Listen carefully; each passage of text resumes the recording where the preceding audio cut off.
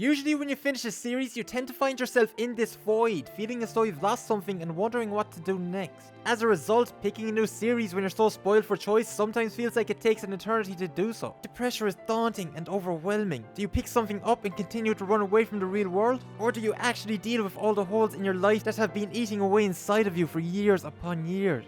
That's why it's strange when you actually get offered a trio of manga offered to you that all seem to complement each other greatly, while still tickling the underlying need for chaos, insanity, madness, and murder that you keep hidden away deep inside of you. That's why when having caught up with Jujutsu Kaisen, Chainsaw Man came next, and after Chainsaw Man, Hell's Paradise came next to complete the trio pushing Shonen Jump's crazy new dark side. If Jujutsu Kaisen comes in as that refreshing water type, Chainsaw Man comes in as that glass cannon fire type. Hell's Paradise comes in as that grass type that is a fantastic choice, but people never really seem to talk about it, and for some reason it just flies under the radar. On paper, nothing else in Shonen, at least as far back as my search history and mental capacity go, is similar to the flip that Hell's Paradise does on Shonen. That reminds us of so many other series, while also doing things vastly different from them. Having it feel fresh and new, but also making it feel like a huge nostalgia trip for something we can't really remember. Due to me not being able to think of the words to actually pinpoint how to say what I need to say about how crazy this trio of manga is, here's a graph. As we can see, the crazy in JJK slowly starts and begins to build steadily until,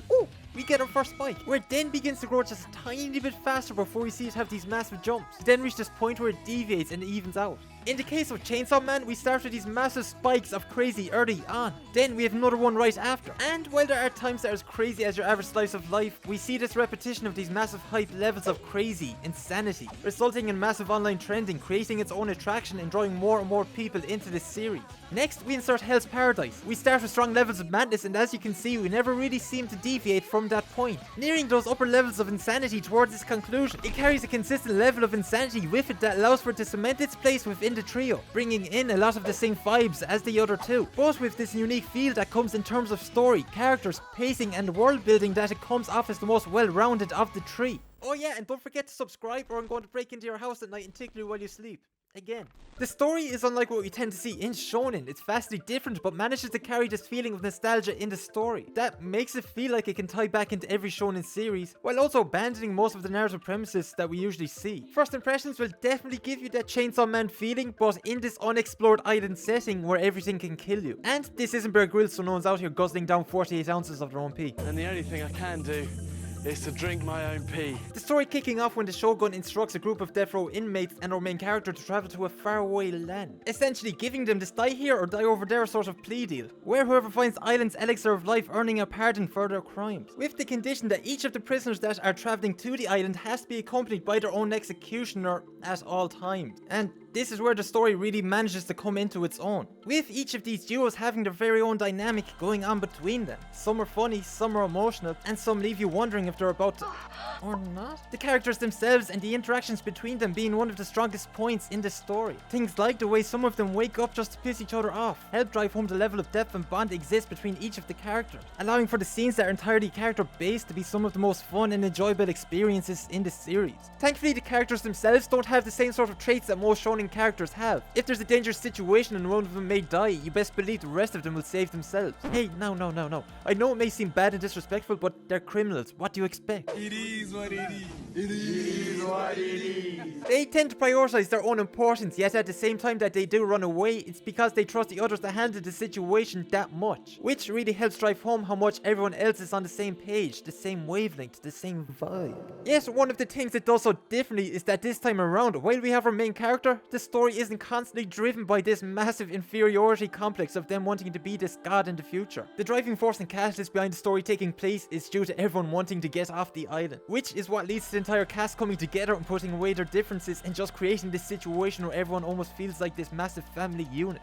The individual character design for each and every single one of them feels, wait a minute. The character designs really show the personalities of each and every single one of them and what they're about, which is a big change if you're coming off a Chainsaw Man suit and tie combination. It's nice to see Groot outside of the MCU, and yeah, one of them might look like this other character from this other series, but at the same time it doesn't feel lazy in any way, as it completely manages to add enough to the style and personality that it feels unique in its own way. Timid and unsure characters have safe looking designs. No one looks like a washed up Issa. the fuck out of here. You know that the cool characters are cool because they look cool. It's a simple character design method, but does so much. And the fan service. It's actually quite tasteful, going down more of a Konosuba route, serving up the classic combination of goopy slime over the super in-your-face fan service for the sake of fan service. The character designs here convey their purpose and utility, a traumatic past event that's left a mark on them, or just chill. Shuken's whole design gives him this intimidating badass samurai Darth Vader look. His buddy Jika on the other hand looks like he's after ripping a bong hit and is about to explain the entire history of the universe to you on this busted up yet surprisingly comfortable couch that you can't really help but sink into. Yet he still manages to show up and pull off these amazing scenes, adding this extra layer to his character that makes us look at him as this wild card figure. Gabimaru has white hair, and with the track record of white haired characters in manga and anime, that usually only means one thing: the manga is probably going to go on hiatus for half an eternity.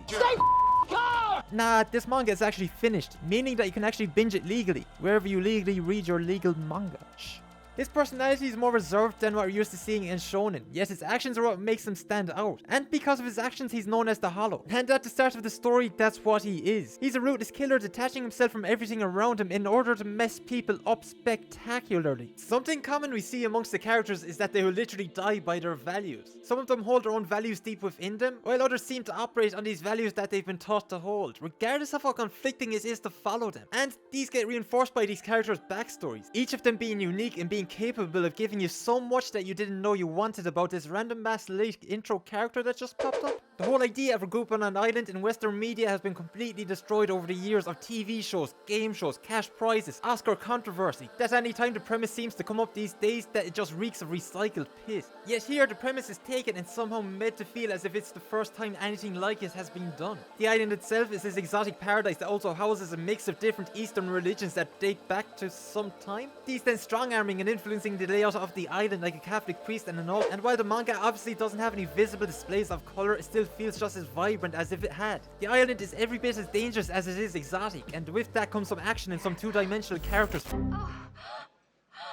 Well, the bad guys at least, as in the group of bad guys that make our group of anti-heroes look good, and is not used as a means to cheaply monetize the youngest and most vulnerable of readers, but is used as a means to demonstrate some of the sick and twisted natures of the antagonists in the series. However, with these scenes, it also demonstrates just how truly bizarre the nature of the island that we're on is, as well as displaying this vast and expansive scenery that's a nice change from the streets of Tokyo that we see 99% of the time. The way that some of the art is done here just looks good. It's always nice to turn the page and find this one super crazy panel that took hours to draw, just so I can glance at it for a few seconds and think, cool, that's nice. Again, some of these panels are drawn with so much inside of them, helping to create this depth of view that makes the entire panel and area around it feel far more larger and intimidating than it actually is. What they fight, as well as the island itself, is so twisted and distorted that it just comes out in this amazing way. It feels like the overall perception of this series may have been limited from only being published online on Shonen Jump Plus. I just think for a series to really have every chance it needs to grow and develop, it has to be in that same medium as the rest of the big titles in Shonen. But at the same time, being behind that wall also allows for some of the restrictions to be removed and for it to breathe more. But when you're comparing it to the success of something like a Chainsaw Man, there's always going to be some disparity between the two. Yet at the same time, they also share many similarities.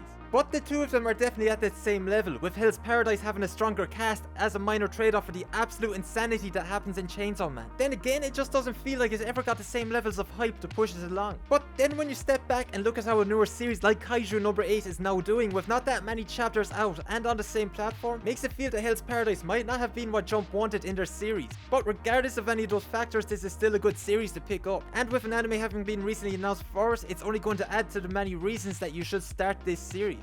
Then again, you've already watched this video. I mean, you're already balls deep, so you might as well climb in.